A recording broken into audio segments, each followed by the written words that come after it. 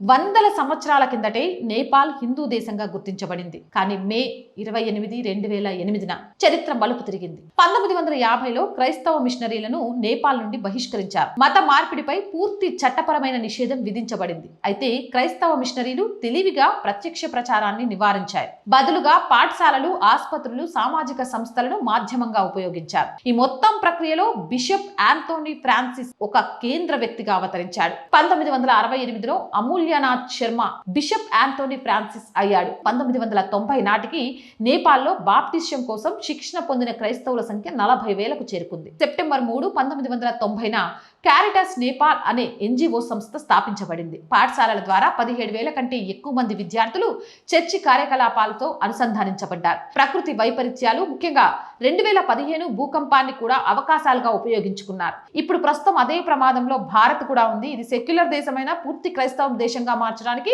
Same అలాంటివే ఇక్కడ కూడా అమలవుతున్నాయి. 2047 వాళ్ళ లక్ష్యం. కాబట్టి వాళ్ళ లక్ష్యాన్ని లక్షణంగా అమలు చేసుకోవడానికి ఎలాంటి కుట్రలు పన్నుతారు, అది నేపాల్లో ఎలా ఇంప్లిమెంట్ చేశారు అనేది తెలియజేయడం కోసం ఈ వీడియో చేయడం జరిగింది.